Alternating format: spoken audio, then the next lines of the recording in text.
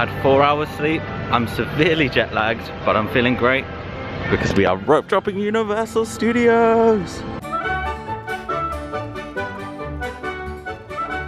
So today is Thursday, it's the 2nd of May. The early park entry is over at Islands of Adventure at the moment. We are not resort guests, so we're gonna rope drop Universal Studios. The park opens officially at 9 AM and they have been letting us scan through at about 1:45, and then they're just holding us in this roped area. The plan for today is I'm going to show you my strategy that I always use whenever I rope drop this particular park. This is a tried and tested plan. Me and Dale have often come to the parks and managed to get at least 5 or 6 rides done by about midday. So today's target is to beat that and see what we can get done before midday. We've managed to get slightly ahead of the pack. But we are all in. The first item on the agenda is one of my favorites, Revenge of the Mummy.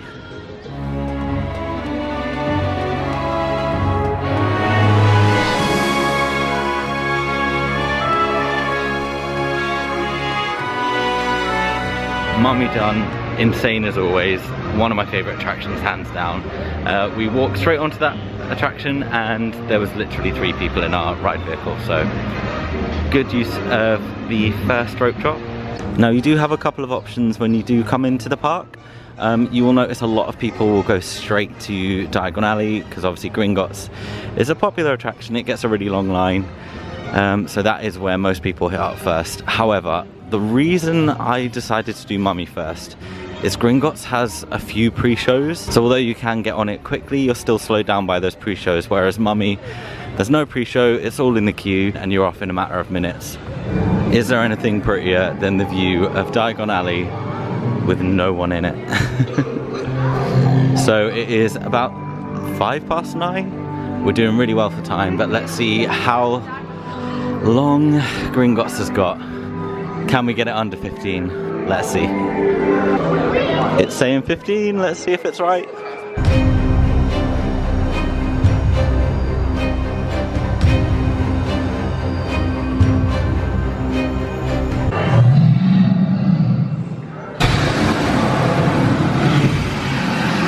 That was so fun as always, but this is what I mean. So Gringotts is actually a walk-on, but because of the pre-shows it's now 9:30, so it still took us about 20 minutes even with there being nobody in front of us in the queue. That being said, it is now 9:30 and we've done 2 of the more popular rides in this park, so now we've got a bit more freedom as to what we want to do with our day. This would be a great time to continue around and do things like Men in Black, Simpsons if that's your jam, and then start making your way over to ET. But I'm actually going to do a bit of zigzagging. I'm going back to the front of the park for that attraction you can see right up there. Now you might be thinking, Sam, why didn't you just do that when you were already in the area when you first came into the park? Which brings me to my next point. Not all rides open when the park opens. So the first thing I did this morning as I was walking over to Universal is I opened up the Universal app, I loaded up the ride wait time section, and it actually displays what time each ride opens. Now there are boards in the entrance to the park that also have this information, but easiest way, go on the app and it will tell you. So today that told me that we had 4 attractions that didn't open when the park opens. So we had the first being Rip Ride Rockit, which opened at 9:15, and then we had Simpsons, Men in Black and ET all opening at 10 AM. So handy information to know before you come in and start heading to one of those attractions.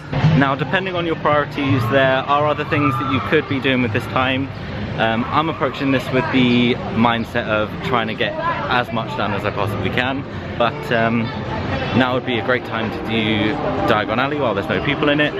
There was no queue at all for Florian Fortescue's, the ice cream shop, or any of the butterbeer carts, so those are all things that can get long lines. Would have been a good time to knock out, but we're doing rides. Nevertheless, I know Rip Ride is one of my favorites as well. I know that can get a long, very long line, so we're gonna head that way now and try and tick it off. Hopefully not everyone's having the same idea. Let's go, girls. Another walk-on, baby.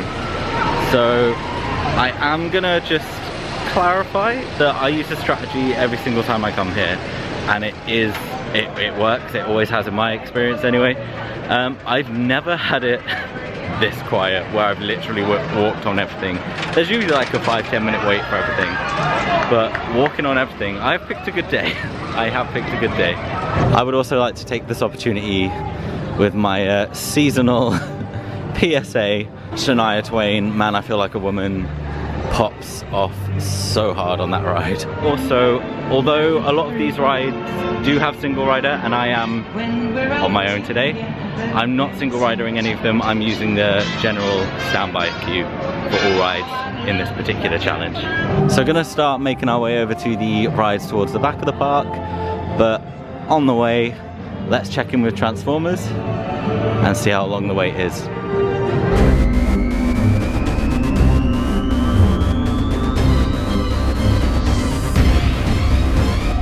So that was another walk on. It is now 10 AM and we have done Gringotts, Mummy, Rip Ride and Transformers.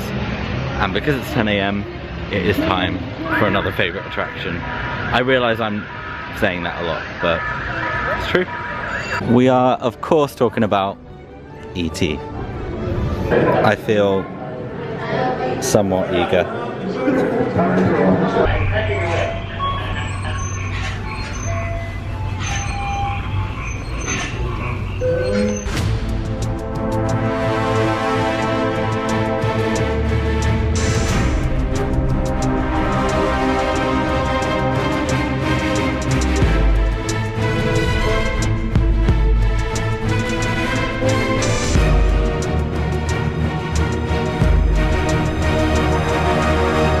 E.T. was adorable as always.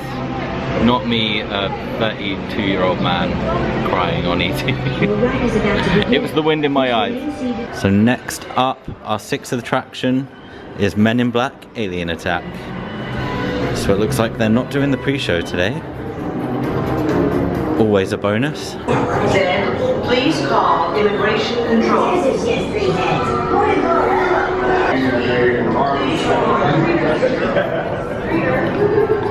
And this is where the queue seems to be ending. But that was definitely the longest wait so far. It was 8 whole minutes. But just thought I would do a wait time check-in. It's getting a bit busier now. It's 11:15. The park has been open for nearly 2 hours. So a lot of things still under 5 minutes. Transformers 5 minutes. Forbidden Journey on the other park is 10 minutes. The longest waits at the moment in this park are Rip Ride, which is 35 minutes, and Revenge of the Mummy, which is 50 minutes. I'm definitely glad we did that when we did. So we've got an hour and 15 minutes left of the morning. So I think let's try Simpsons, Villain Con, Minion Blast, and then see if we can get over to the other park on the Hogwarts Express. Next up, we've got a ride that I very rarely do because a lot of the people I come to this place with suffer from motion sickness, and I will never queue more than about 20 minutes for it. But it's saying 15. I'm here on my own. Let's do it. I'm excited. And Simpsons queue check. It officially stops moving here. So that one's definitely not a must-do for me, but if you're a big fan of The Simpsons, it's got a lot of their typical humour that you'd come to expect. And of course, my motion sickness pals, you're really going to suffer on that one. Okay, that wasn't too long at all. It is now 11:05 and we have done 7 attractions. The park's only been open for 2 hours, so I'm going to take that as a win. I am getting quite hungry though, and I do want to ride Minions, so let's head towards the front of the park. We're going to take a quick 5-minute detour because there's a couple of things I'm hoping I'm going to find in the Five and Dime. And here's the first ones. So despite still not announcing any houses, they have a Halloween Horror Night t-shirt, and me and Dale have been eyeing this up since it came out. Hello, Editing Sam here, coming to you from the Wonder of the Seas. There will be videos coming soon. I am editing them, I've got a backlog. Anyway, just wanted to quickly interject. They have actually announced 4 Halloween Horror Nights houses. I've filmed this now 3 times. They keep announcing houses. This is the last time I'm going to film this. I think they're going to announce another 1 or 2, but I need to export the video. But yeah, very excited. 4 houses have been announced. They've just announced the museum one today, which I'm personally quite excited for. I think that might be quite a unique one. Anyway, just to clarify, houses have now been announced. This video was filmed 3 weeks ago. I know this isn't a Horror Nights video, but sound off on which house you are most excited for if you are going, so yeah. Anyway, on with the video. Ever so sorry. Appreciate you. Thank you. Okay, there was a long line for the register, so I didn't check the other thing, but they're currently doing an annual pass holder magnet. But I'm heading over to Islands, and I know they have them at the pass holder lounge. So when I've got that, I will insert footage of that. I'm pretty sure past Sam said magnet, but it's a button. It's upside down. Yeah. Wow. So good. Cute. Anyway, time for VillainCon. It's saying 10-minute wait, so let's go. So I've only ever done this ride once, and we very much were power walking through the whole queue, so I'm quite excited to have an opportunity to take it in a little bit more. Now, if you don't already know, for this ride you can actually sync up the Universal app to your account, so you can attach your blaster and track your scores, which I'm definitely going to remember to do today. And this is where the queue stops moving.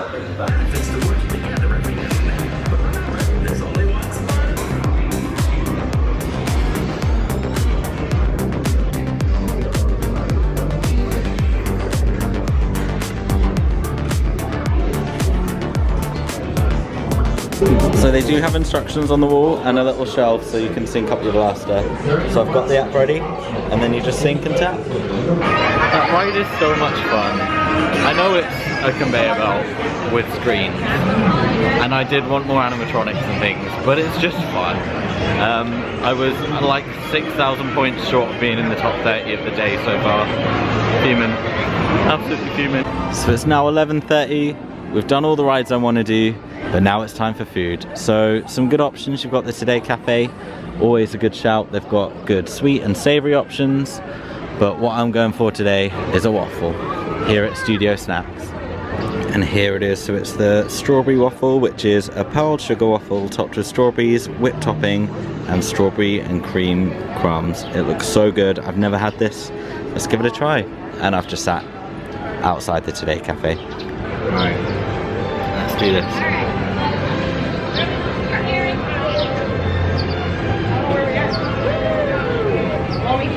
Oh my god, that's good. It's artificial strawberry taste in like the syrup. There's fresh strawberries on top, but it reminds me of, I don't know if they have this in the States, but in the UK it's called a screwball, where it's like whippy ice cream. I've just chucked strawberry down myself.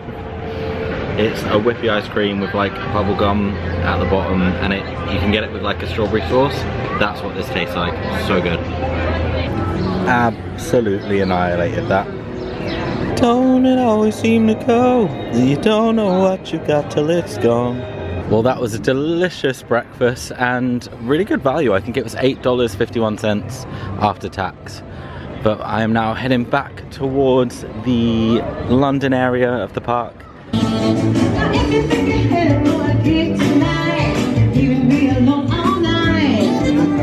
Having to resist the temptation to stop and watch the Blues Brothers show, because we are now heading over to Hogsmeade Station. No.